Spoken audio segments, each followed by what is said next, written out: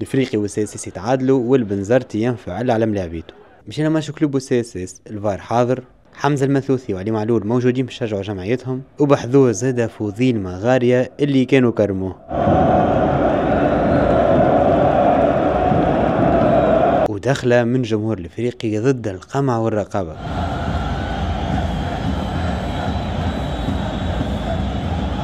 الافريقي دخلت الماتش بقوة، وحسام بن علي اللي كان عامل ماتش باهي يخرج مضروب ومتأثر. دقيقة 39 شواط يماركي البونتو الأول ويرفض الاحتفال.